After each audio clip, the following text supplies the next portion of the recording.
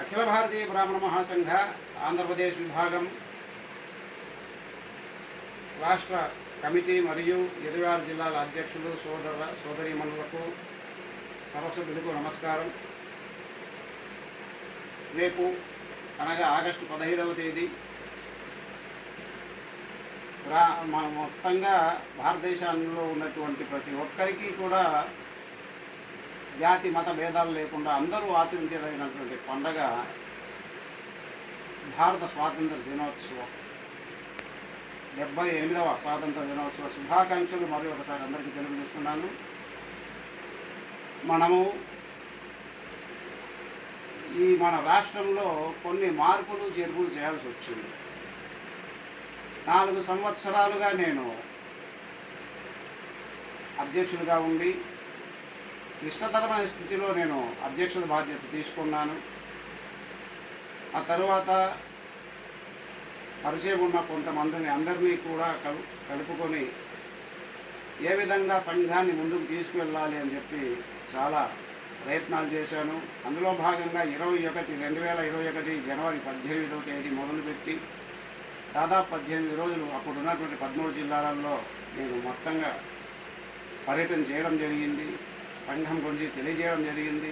చాలా అద్భుతమైనటువంటి స్పందన అన్నీ వచ్చాయి. అయితే ఎంత చేయాలనుకుంటున్నా మన వారి స్పందన చాలా అవసరం ఉంటుంది. 4 సంవత్సరాలుగా నాతో పాటు నడుస్తున్నటువంటి సోదరీమణులు అందరికీ కూడా మరి నమస్కారం తెలియజేస్తున్నాను. కొన్ని నిర్ణయాలు తీసుకోవాలి. ఎందుకు అంటే సంఘం నడవాలి, అభివృద్ధి కార్యక్రమాలు జరగాలి అంటే మనం కొన్ని నిర్ణయాలు చేసుకోవాల్సి వస్తుంది. ఆ నిర్ణయాల ప్రకారము 4 సంవత్సరాలుగా ఇంతవరకు నేను ఎవరి దగ్గర నుంచి సభ్యత్వ రుసుము తీసుకోలేదు. అయితే కొన్ని కార్యక్రమాలు నిర్వహించాలి, మన బ్రాహ్మణ కార్యక్రమాలు నిర్వహించాలి. దానికి డబ్బు అవసరం.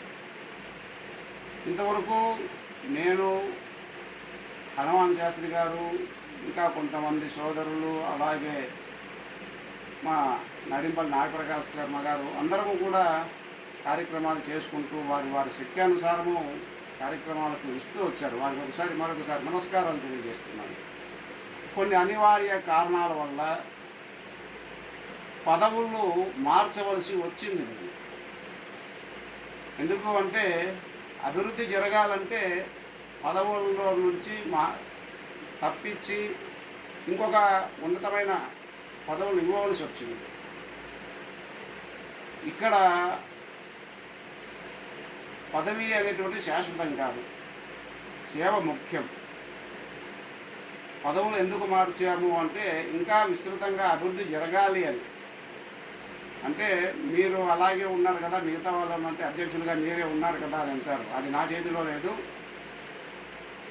జాతీయ నాయకులు నేషనల్ వారి చేతిలో ఉన్నది కాబట్టి నేషనల్ లీడర్స్ చేతిలో ఉంది. అయితే కొన్ని కఠినమైన నిర్ణయాలు కూడా తీసుకోవలసిన పరిస్థితి వచ్చింది. సంఘం అభివృద్ధి చెందాలి. సంఘం అభివృద్ధి చెందడం అంటే సంఘంలో ఉన్నటువంటి సభ్యులమైన మనకు కాదు, రాష్ట్రంలో ఉన్నటువంటి బ్రాహ్మణ సోదరీమణులు ఎవరైతే ఉన్నారో వాళ్ళందరి కుటుంబాలు అభివృద్ధి చెందాలి. దాని తగు విధంగా మనం కూడా ఆర్థికంగా ఉండాలి సంఘం. ఉదాహరణకు సాధారణ సభ్యులు అందరికీ నెలకు 10 రూపాయలు చొప్పున సంవత్సరానికి 120 రూపాయలు అవుతుంది. 3 సంవత్సరాలకు 360 రూపాయలు. ఇది ఎలాంటి పెద్ద భారమైనటువంటిది కాదు ఈ కాలంలో.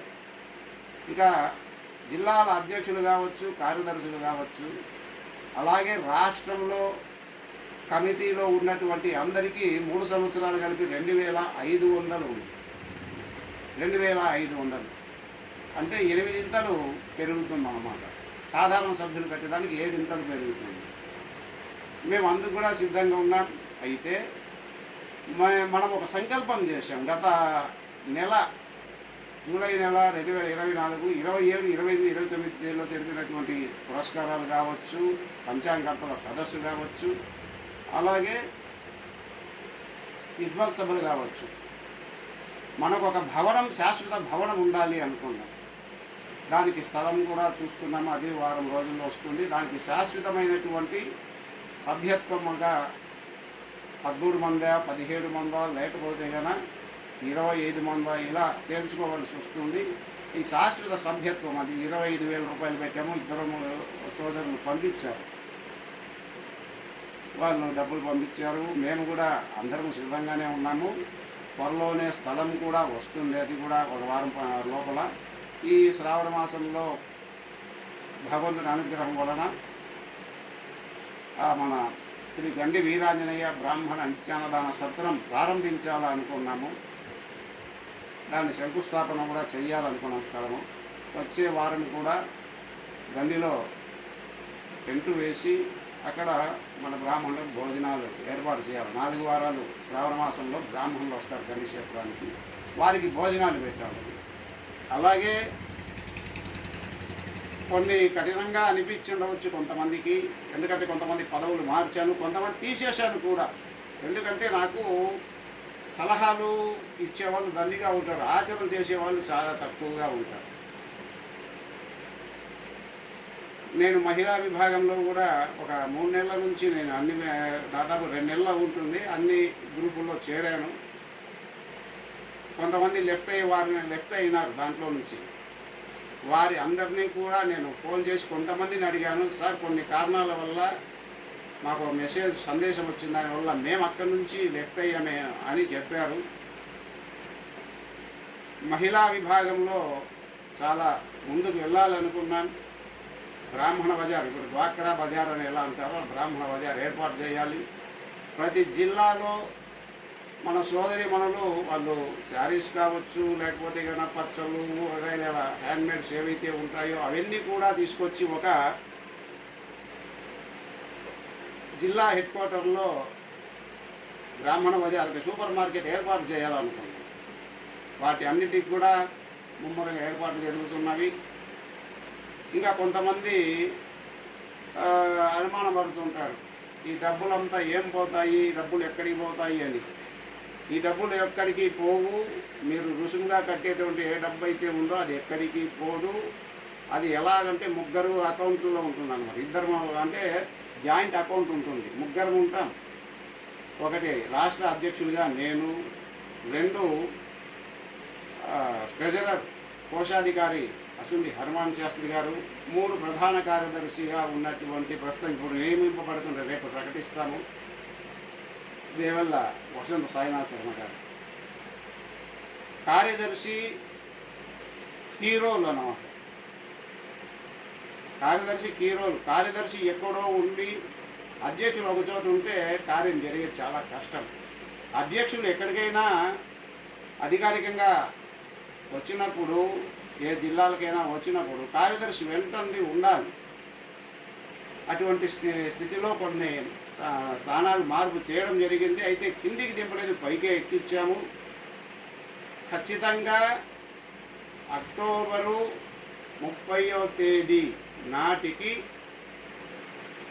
కనీసం 15,000 మంది 15,000 మెంబర్స్ నుంచి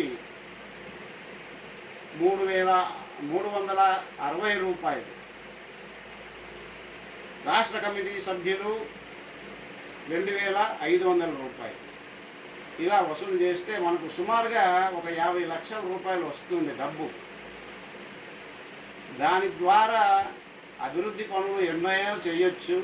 ఆ కోసమే మేము డబ్బులు ఈ విధంగా చేస్తున్నాం. ఎందుకు సింగిల్గా అయితే కదా అకౌంట్లో అయితే కొంచెం అనుమానం ఉంటుంది. కాబట్టి 3 పేరుతో జాయింట్ అకౌంట్ ఉంటుంది కాబట్టి ఎటువంటి అనుమానం పెట్టుకోవద్దండి. ఎప్పటికి కూడా 10 రూపాయలు అనేటువంటిది పెద్ద సమస్య కాదు. కొంతమంది మేము ఎందుకు కట్టాలి సంఘంలో అనే సంఘానికి అని అంటారు. సంఘానికి మీరు కట్టకుంటే రేపు పొద్దున మీకు కూడా ఏదైనా అవసరం వచ్చిందంటే ఎవరు ఆదుకుంటారు? చాలామంది చూస్తున్నాం కదా, సార్ మాకు యాక్సిడెంట్ జరిగింది, సార్ మా ఇంట్లో పెళ్ళి, సార్ మా ఇంట్లో పరమపదించారు. అటువంటిప్పుడు కొద్దిగా డబ్బు తీసి అంటే మూలం వాడం, వడ్డీ మాత్రమే దాన్ని కూడా మూలం వాడకుండా వడ్డీ. ఇప్పుడు మూలం ఎలా వాడతామంటే మనము అన్నదాన సత్రం పెట్టాలంటే దాంట్లో దీన్ని కొద్ది వాడుకోవచ్చు. మళ్ళీ అక్కడ నుంచి వచ్చింది అన్నదాన సత్రంలో ఎలా వస్తుంది లాభం అనుకుంటారేమో. అన్నదాన సత్రంలో ఇప్పుడు గండి క్షేత్రంలో నిర్వహించినటువంటి విద్వత్ సభలు అక్కడ వాసవి నిత్యాన్నదాన సత్రం ఎలా ఉందో ఫంక్షన్ హాల్ అలా చేస్తాం. ఇప్పుడు ఒక దాదాపుగా ఒక 30 రూములు కట్టాలనుకున్నామండి. 3 లక్షల రూపాయలు ఒక రూమ్ దాత పేరుతో వేస్తాం. దాత ఫోటో వేస్తాం, ఆ రూమ్ దగ్గర దాత పేరు వేస్తాం, శిలాఫలకము. అలా ఒక 30 మందిని మనము రాష్ట్ర వ్యాప్తంగా ఉభయ తెలుగు రాష్ట్రాల్లో కూడా మనం రాబట్టి చేయగలిగినామంటే ఈ డబ్బుతో అలా జరిగిన తర్వాత మనకు అక్కడ ఫంక్షన్స్ జరుగుతాయి. అంటే పెళ్ళిళ్ళు, అది ఎవరికి ఇస్తాం? బ్రాహ్మణులు వైశ్యులకు మాత్రమే, అదర్ క్యాస్ట్కి ఇవ్వం.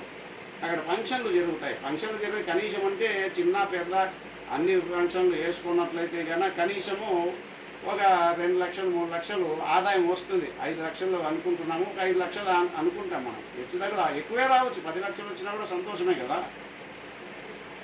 అట్లా వచ్చినప్పుడు అన్ని జిల్లాల్లోకి ఆ వచ్చే డబ్బులు, అలాగే మనము ఏదైతే ఈ యొక్క రుసుముగా మనం సభ్యత్వ రుసుముగా తీసుకున్నామో అది కూడా అంతా కలుపుకుంటే వడ్డీ వస్తుంది. ఆ వడ్డీ ద్వారా ఎన్నో అభివృద్ధి పనులు చేయవచ్చు.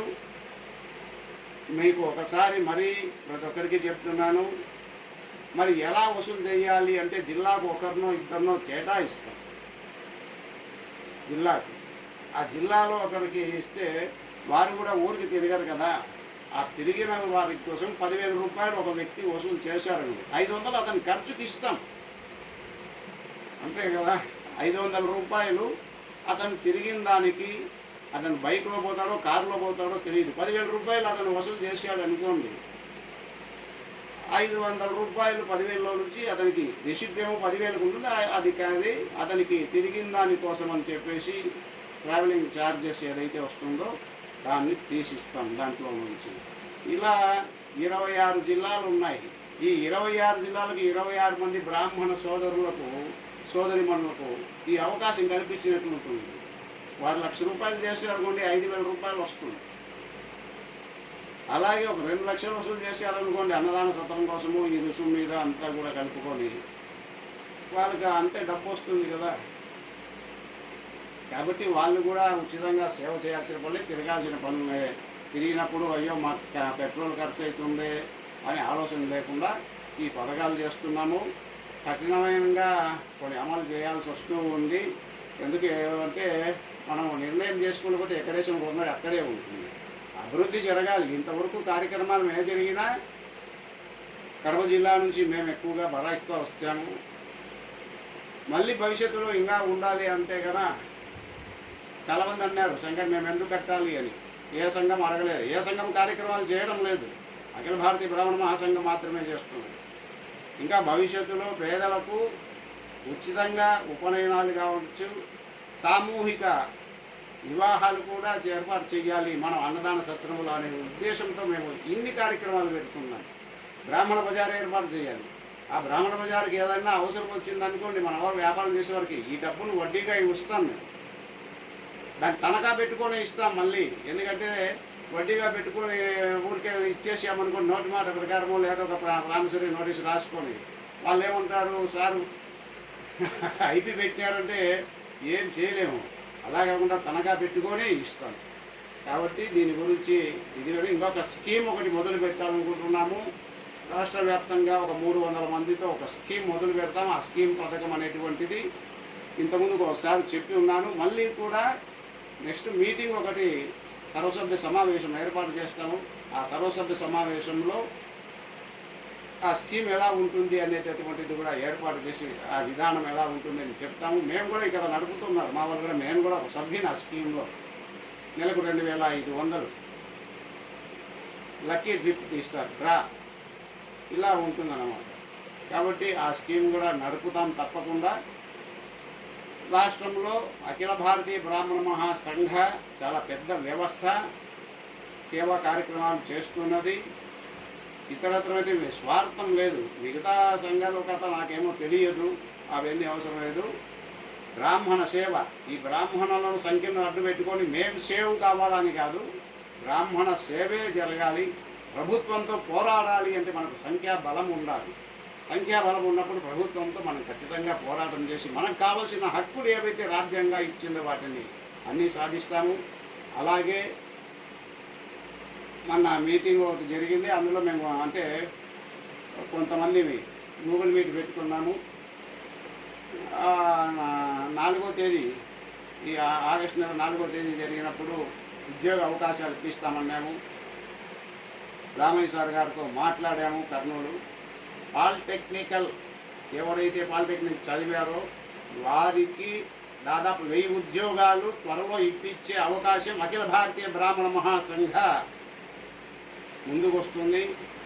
అలాగే 2025 ఫిబ్రవరిలో అంటే చివరి వారంలో కర్ణాటక రాజధాని బెంగళూరులో బ్రహ్మోద్యోగ అనేటువంటిది నిర్వహిస్తున్నారు. నెక్స్ట్ మన ఆంధ్రప్రదేశ్లో నిర్వహించాలంటే మన దగ్గర డబ్బు ఉండాలి. వివిధ కంపెనీలు వస్తాయి, దేశవ్యాప్తంగా 100 కంపెనీలు పైగా వస్తాయి. 100 కంపెనీలు వచ్చి మన వారికి ఉద్యోగం వస్తుంది. ఎగ్జిబిషన్ స్టాల్స్ ఏర్పాటు చేసుకోవచ్చు. ఇవన్నీ ఉంటాయి. వాళ్ళు వచ్చిన వాళ్ళు ఇస్తారు మనకు. కనీసం వాళ్ళు వచ్చిన వాళ్ళు వచ్చేప్పటికి మనం ఏదన్నా ఏర్పాటు చేసి ఉండాలి. మన దగ్గర కొంచెం డబ్బు ఉండాలి కదా. వాళ్ళు ఇస్తారు, వాళ్ళకి మనం ఇంతని పెడదాం, కంపెనీకి ఇంతని పెడదాము, వాళ్ళు వస్తారు ఇస్తారు. అయితే మనకు ఏర్పాటు చేసాం, మీరు ఇవ్వండి మేము ఏర్పాటు చేయమన్నారు. మనం ఏర్పాటు చేసాం, రాంటి తప్పకుండా వస్తారు. అలాగే జరుగుతూ ఉంది. మన ఆంధ్రప్రదేశ్లో కూడా ఇంతే. ఈ సభ్యత్వం తీసుకోవాలి. ఐడి కార్డ్స్కు 150 రూపాయలు పెట్టాం. ఐడీలు ఉచితంగా ఇస్తాం. వాళ్ళు ఎంతమంది వాళ్ళు దాన్ని డౌన్లోడ్ చేసుకొని ట్యాగ్ తయారు చేసుకున్నారో తెలియదు. కాబట్టి దానికి లామినేషన్ చేయించి ఒక ప్లాస్టిక్ ట్యాగ్ అంతా వచ్చేట్టుగా చేసి దానికోసము మేము 150 రూపాయలు పెట్టాము. అది మళ్ళీ నెలకు ఒకసారి మీ జిల్లా అధ్యక్షుల దగ్గరికి పంపిస్తాము. జిల్లా అధ్యక్షులు ఆ జిల్లాలో ఒకసారి సమావేశం ఏర్పాటు చేసి ఆ సమావేశంలో జిల్లాలో ఉన్నట్టు పిలిచిన వారందరికీ కూడా ఎక్కడున్నా అక్కడికి ఆయన పంపిస్తారు. ఈ విధంగా ఉంటుంది. మరి మేము డబ్బు ఎందుకు కట్టాలి? సభ్యత్వం ఉండాలనే కదా మీకు రేపు భవిష్యత్తు ఉద్యోగాలు ఇచ్చేది. మీకు సంఘమేమో అన్నీ చేయాలి. సంఘానికి మేము చేయమంటే ఎలా? మీ అబ్బాయికి ఒక ఉద్యోగం వచ్చింది అనుకోండి, మీ కుటుంబం బాగుపడుతుంది కదా. 360 రూపాయలు మేము ఎందుకు కట్టాలండి? ఏ సంఘం అడగలేదండి, ఏ సంఘము ఇలా చేయలేదండి. అది గుర్తుపెట్టుకోండి. మరి ఒకసారి అందరికీ కూడా ముఖ్యంగా ఈ విషయం తెలియజేస్తున్నాను. నూతనముగా బాధ్యతలు చేపట్టున్నటువంటి సోదరులకు సోదరిమణులకు మరొకసారి శుభాకాంక్షలు తెలియజేయచ్చు. రాష్ట్ర వ్యాప్తంగా ఉన్నటువంటి మన బ్రాహ్మణ సోదరిమణులకు అఖిల భారతీయ బ్రాహ్మణ మహాసంఘ సర్వసభ్యులకు 78వ స్వాతంత్ర దినోత్సవ శుభాకాంక్షలు. జై బ్రాహ్మణ్, జై పరశురామ, జై భారతమాత.